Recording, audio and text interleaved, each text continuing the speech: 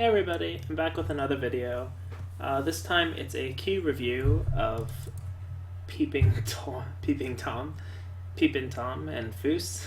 I didn't read the names before I opened this file.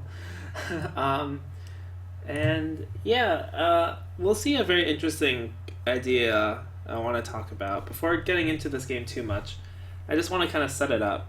You might have heard the phrase like, uh, though I don't actually remember the original quote. I'm sorry, I should have looked it up beforehand. But it goes something to the effect that like those who can count well will win, and those who count poorly will lose. But what do we make of those who can't count at all? And generally, those who can't count at all leave it up to chance, and they don't have any control over the outcome because you can't formulate a good strategy if you don't count.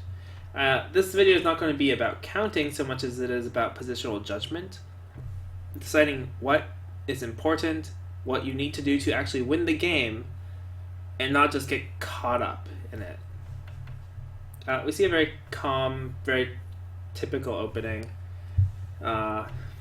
White plays this interesting splitting move, and black encloses. This is, you might think this is good for black. It classically was considered good for black to get two enclosures. But we even see players like Lee Chang-ho used to play, not R8, but R9, which is a similar idea, playing the split. Black approaches, white kicks and jumps. On the one hand, makes black stronger, gives black a nice bottom framework. On the other hand, white has a strong group on the right. And so actually it's hard for black to develop this framework well. So actually I actually quite like the kick. We're seeing it more and more come back into play these days, particularly because we don't really like this low one very much, because of this kind of continuation. If you're wondering why this move, which might look a little strange, there's a lot of bad aji we don't even need to do this. I'm just making it a little fancier with H2. Maybe just play H2 directly is actually better, too fancy. And then we get these kind of squeeze type pushing sequences that can be really obnoxious. So you end up giving white a lot of forcing moves, and you get E2 and Sente anyway, so protecting the corner. So we typically see black back up high now, although it's still very common in amateur games, and in special circumstances you see K3.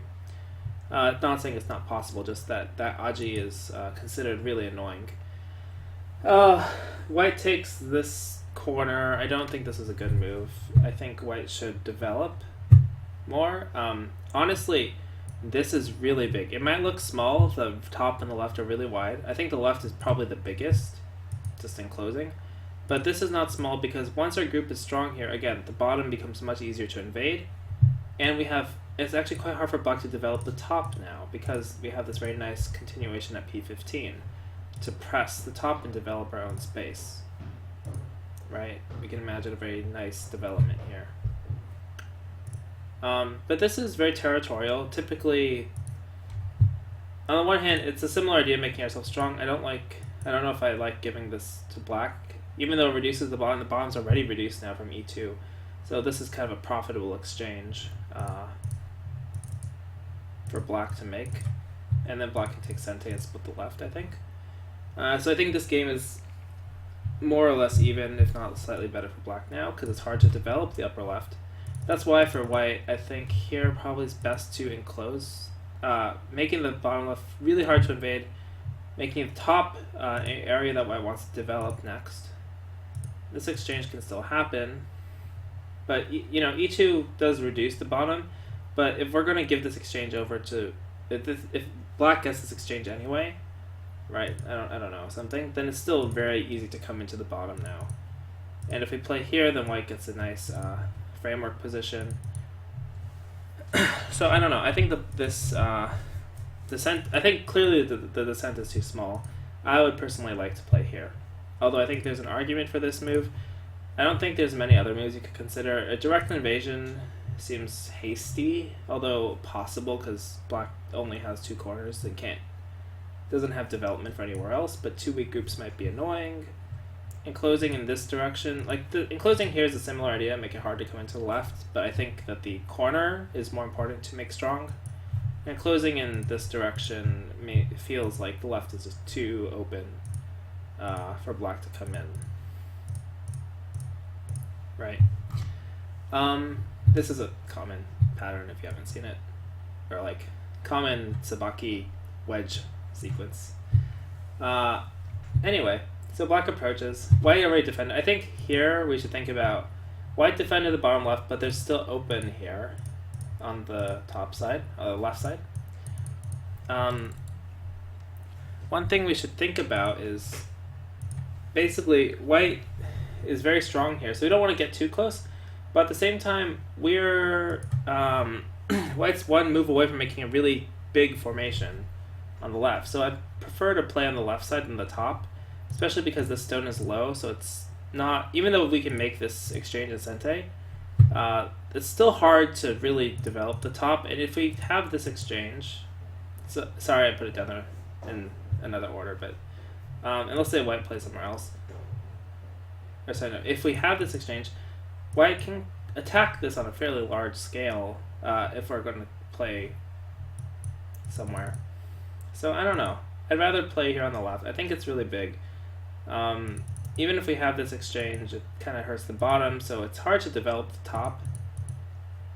I personally would prefer to wedge. And it's also because white is reluctant to push in this direction because this bottom left is now open, so it's going to push us towards that. Actually, white should do this one. So white kind of ends up limiting themselves. At the same time, white doesn't want to play from this side because now, even though this is a very big move, like white's kind of getting over concentrated. If we compare the size of this extension, we're getting like another 6 points, plus or minus this. And this approach is much bigger because it's threatening the corner and attacking putting pressure on the D16 stone.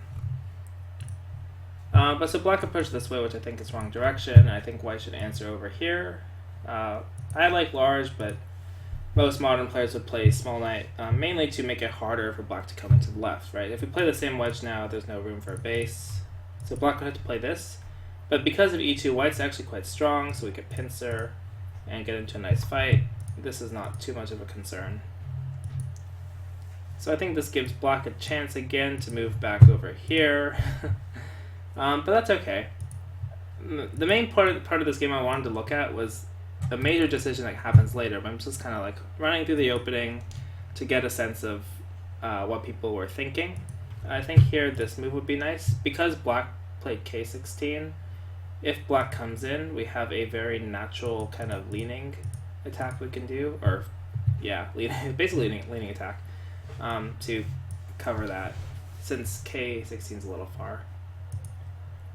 Black finally does come in, but at this point, white's, although not covering the sides for points, white has very strong shape on both sides, so it feels like this move is just only reducing, and it's kind of a single purpose move, so it's kind of lost some power.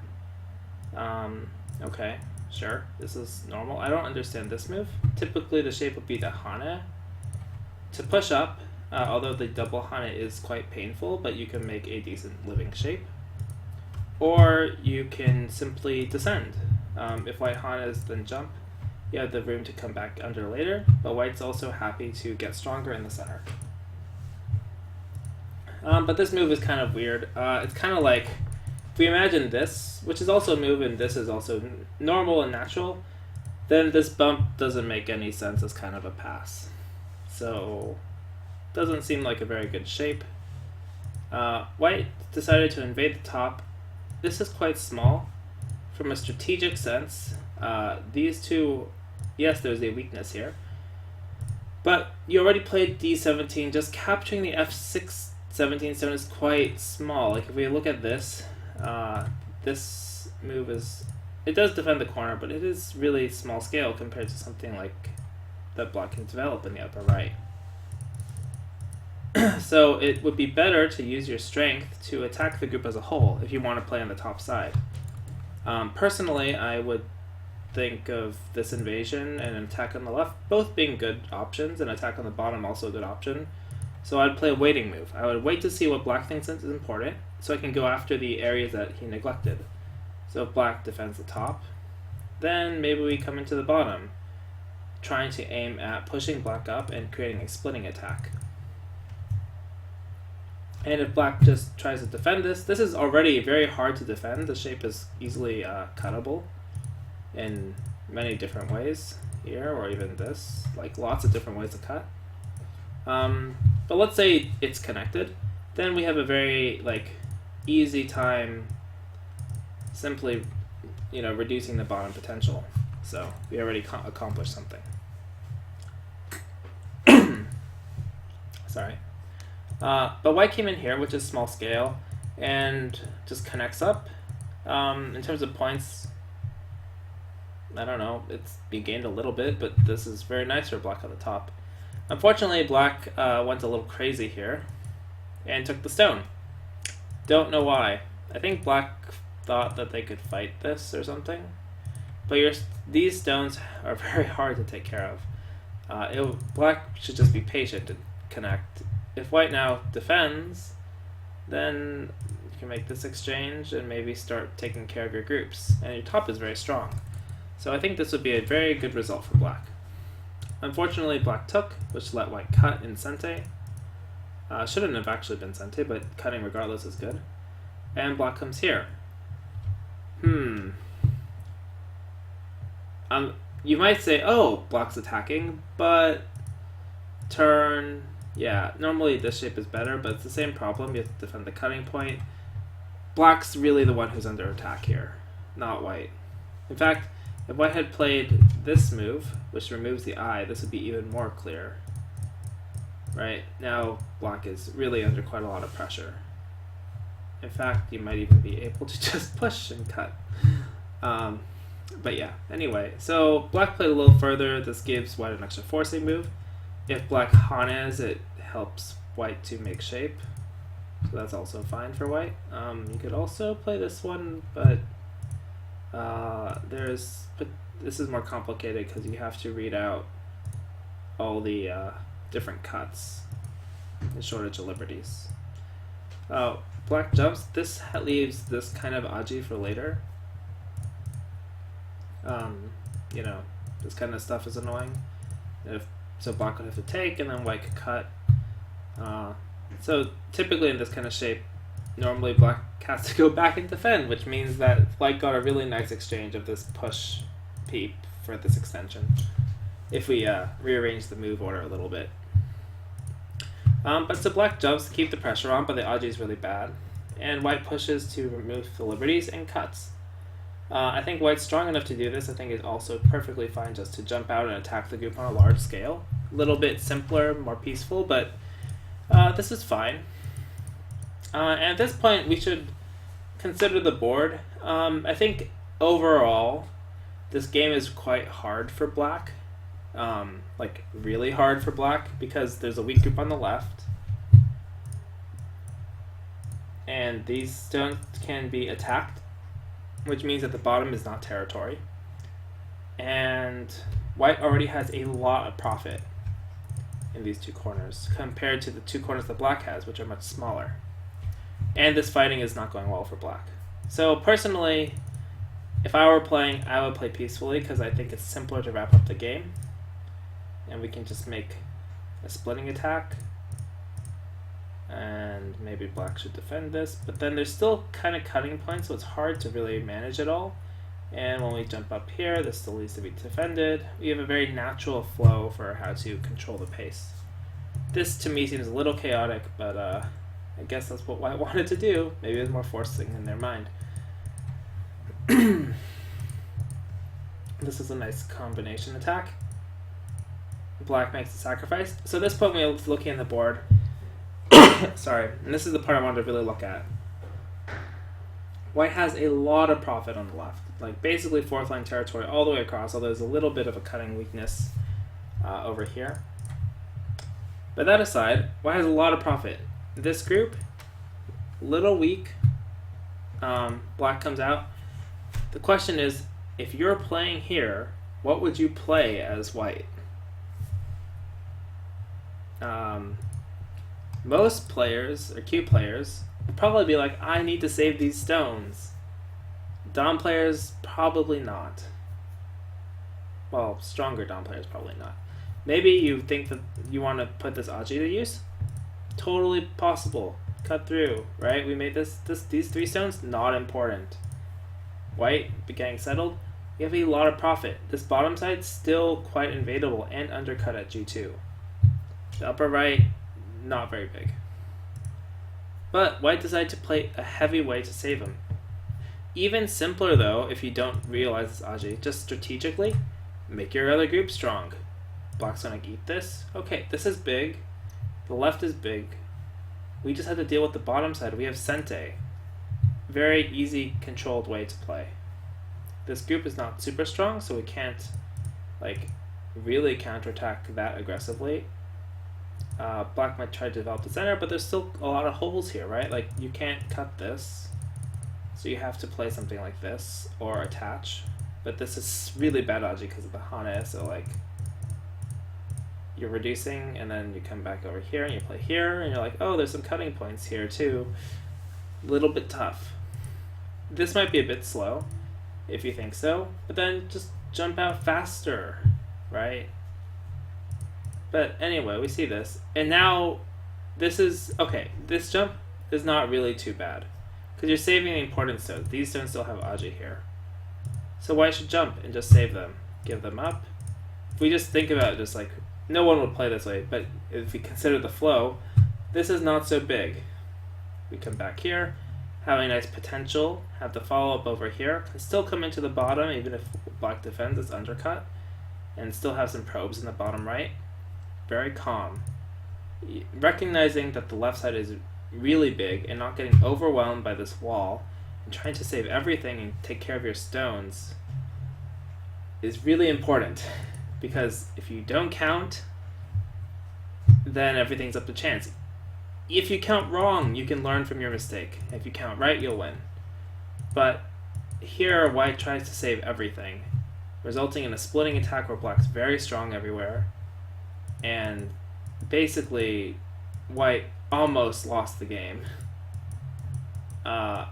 Fortunately for white, and I don't really want to get much farther than this because that was all I really wanted to say, but fortunately for white, black ended up making some mistakes. Actually, we could look at that a little bit too. So white basically goes all out to kill this group of blacks. And I don't think there's a way for black to live, unfortunately. I think black is just short. Oh, black kills this. You can't do that, friend. Even though you kill this, it's still quite big. Yeah, it's too big. Way too big.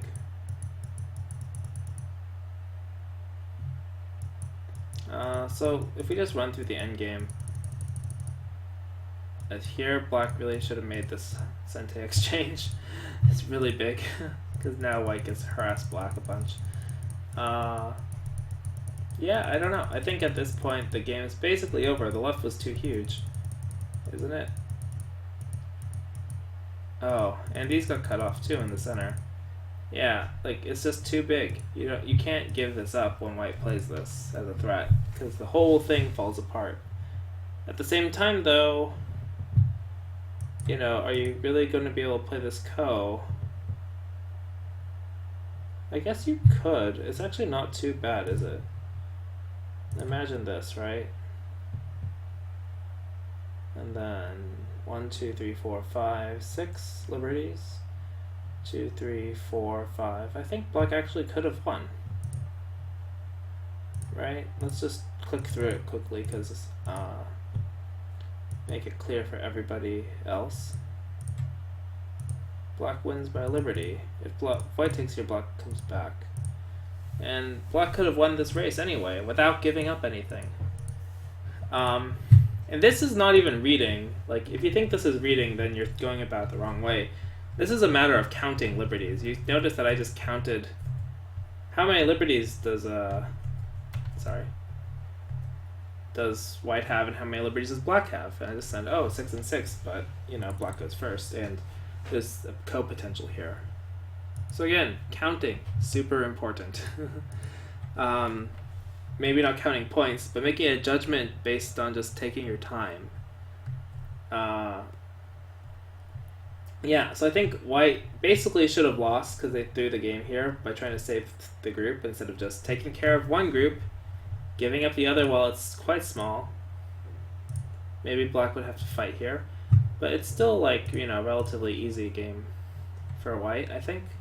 Especially if you consider that this is still open and then that there's this kind of potential left. I don't think black can fight this. There is actually this problem, I guess, so that's a problem. So white would have to defend that first. But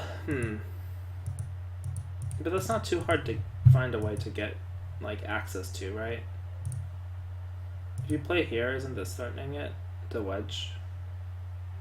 Seems like it to me. So then maybe we can do this. Anyway, point being, I think the game was still very much... White didn't have to act so desperately if we just evaluate the board and think about just how big the left really is and where black can actually get points. And then for black, counting liberties. Something very simple, just takes a little bit of time. Nobody was in Byoyomi. But, yeah, just thought desperate, right? You don't want to die, thought it's really big, but you don't even need to do that.